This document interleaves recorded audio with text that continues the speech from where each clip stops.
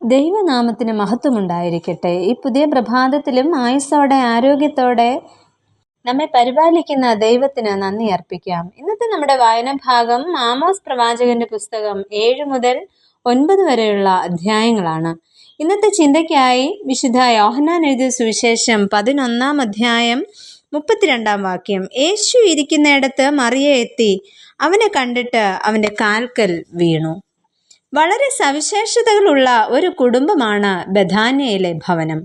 ബഥാന്യ എന്ന പദത്തിന്റെ അർത്ഥം ഉത്തരം അരുളുന്ന ഭവനം എന്നാണ്. ഇതൊരു ചെറിയ ഗ്രാമമായിരുന്നു. യെരുശലേം നഗരത്തിന് കിഴക്കുള്ള ഒലിവ് മലയുടെ കിഴക്കേ ചരിവിലാണ് ഈ ഗ്രാമം സ്ഥിതി ചെയ്യുന്നത്. ഇന്ന് ഈ ഗ്രാമത്തെ അൽ ലാസറിയോൻ അഥവാ ലാസറിന്റെ സ്ഥലം എന്നാണ് അറിയപ്പെടുന്നത്. തങ്ങളുടെ ഭവനത്തിലെ സന്ദർശകനായ യേശുവിനെ ഒരു റബ്ബിയായും അദ്ദേഹത്തിന്റെ കാൽക്കലിരുന്ന് വചനം പഠിക്കുന്നതിനും മറിയ ഏറെ താല്പര്യം പ്രകടിപ്പിച്ചിരുന്നു. മറിയയുടെ ജീവിതത്തിൽ നിന്നും ചില ചിന്തകൾ പങ്കുവെക്കട്ടെ. ഒന്നാമതായിട്ട്, നല്ലത് തിരഞ്ഞെടുത്ത മറിയ. ഇവിടെ മറിയയുടെ തിരഞ്ഞെടുപ്പിനെ യേശു കർത്താവ് പ്രശംസിക്കുകയാണ് ചെയ്യുന്നത്. ജീവിതത്തിൽ തെരഞ്ഞെടുപ്പുകൾ എപ്പോഴും മനുഷ്യ അവകാശമാണ്. ആ അവകാശം അർത്ഥപൂർണമാകുന്നത് എപ്പോഴും നല്ലത് തിരഞ്ഞെടുക്കുമ്പോഴാണ്.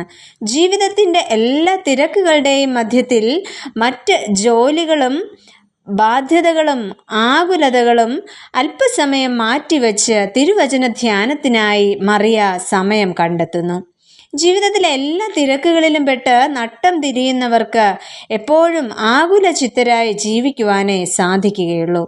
പ്രാർത്ഥനയിൽ നിന്നും ദൈവവചന വായനയിൽ നിന്നും അകന്ന് ജോലി തിരക്കുകളിൽ ജീവിതം ഹോമിക്കുന്നവരെ പോലെ അവസാനം ഓടിയതും നേടിയതും അധ്വാനിച്ചതും ഒന്നുമില്ലാത്തവരായി മാറും. മറിയ ഇവിടെ നല്ല തെരഞ്ഞെടുപ്പുകളിലൂടെ ജീവിതത്തിൻ്റെ ദിശ തന്നെ മാറ്റിയെടുക്കുകയാണ് ചെയ്യുന്നത്. യേശുവിൻ്റെ സാമീപ്യം എന്ന അവസരം തക്കത്തിൽ മറിയ പ്രയോജനപ്പെടുത്തുന്നു. വചനം ജഡമായ ക്രിസ്തുവിൻ്റെ സാമീപ്യത്തെക്കാൾ മറിയയ്ക്ക് മറ്റൊന്നും പ്രാധാന്യമല്ല എന്ന് കരുതുന്നു. ഇത്തരത്തിൽ നമ്മുടെയും ജീവിതത്തിൽ ശരിയായ തെരഞ്ഞെടുപ്പുകൾ ഉണ്ടാകട്ടെ. രണ്ടാമതായിട്ട്, ആരും അപഹരിക്കാത്തതിനെ സ്വന്തമാക്കുന്ന മറിയ. നഷ്ടപ്പെടാത്തതും ആർക്കും അപഹരിക്കുവാൻ കഴിയാത്തതുമായ ഒന്നാണ് ശാശ്വത അവകാശം. ഈ ലോകത്തിലെ മറ്റെന്തിൻ്റെയും സന്തോഷം നൈമിഷികമാണെന്നും അത് ഉതിർന്നു പോകുന്നുവെന്നും യേശു കർത്താവ് പറയുവാനായിട്ട് ശ്രമിക്കുന്നു. വിശുദ്ധ പത്രോസ്ലീഹ നമ്മെ ഇപ്രകാരം ഓർമ്മിപ്പിക്കുന്നു: സകല ജഡവും പുല്ലുപോലെയും അതിൻ്റെ ഭംഗിയെല്ലാം പുല്ലിൻ്റെ പൂ പോലെയും ആകുന്നു. പുല്ല് വാടി പൂ ഉതിർന്നു പോയി, കർത്താവിൻ്റെ വചനമോ എന്നേക്കും നിലനിൽക്കുന്നു. പ്രിയമുള്ളവരെ, വചനാധിഷ്ഠിതമായ ജീവിതവും അതിൻ്റെ അനന്തരഫലമായ നന്മകളും എന്നേക്കും നിലനിൽക്കുന്നതായ ഒന്നാണ്. അത് നിത്യമായതും ആർക്കും അപഹരിക്കുവാൻ കഴിയാത്തതുമാണ്. ഇവിടെ മറിയ തിരഞ്ഞെടുക്കുന്നതും സ്വന്തമാക്കുന്നതും ഇത്തരത്തിൽ ആർക്കും അപഹരിക്കുവാനാകാത്ത ഒന്നിനെയാണ്.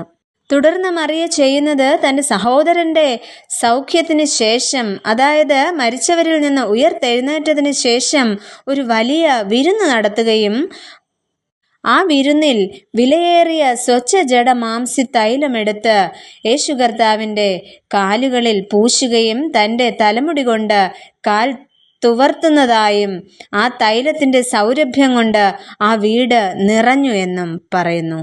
പ്രിയമുള്ളവരെ, ഇവിടെ ആരും അപഹരിക്കാത്തതിനെ സ്വന്തമാക്കുന്ന മറിയ ചെയ്യുന്നത് തൻ്റെ ജീവിതത്തിലെ ഏറ്റവും വിലയേറിയതിനെ കർത്താവിനു വേണ്ടി സമർപ്പിക്കുകയാണ്. ഈ പ്രഭാതത്തിൽ മറിയെപ്പോലെ നമുക്കും നമ്മളെ ദൈവസന്നിധിയിൽ വിധേയപ്പെടുത്താം. നല്ലത് എൻ്റെ ജീവിതത്തിൽ തിരഞ്ഞെടുക്കുവാൻ കർത്താവെ നീ എന്നെ സഹായിക്കണമേ എന്ന് നമുക്ക് ദൈവത്തോട് പ്രാർത്ഥിക്കാം. ആരും അപഹരിക്കാത്തതിനെ സ്വന്തമാക്കുവാൻ കർത്താവ് നമുക്കായി ഒരുക്കിയിരിക്കുന്ന നിത്യതയ്ക്ക് അവകാശികളായി തീരുവാൻ നമ്മളെ ഓരോരുത്തരെയും ദൈവകരങ്ങളിലേക്ക് സമർപ്പിക്കാം. നമുക്ക് പ്രാർത്ഥിക്കാം. പ്രിയ കർത്താവെ, മറിയയെപ്പോലെ നല്ല അംശം തിരഞ്ഞെടുത്തുകൊണ്ട് ഈ ലോകത്തിൽ അർത്ഥപൂർണമായ ജീവിതം നയിക്കുവാൻ ഞങ്ങളെ സഹായിക്കണമേ. ആമേൻ.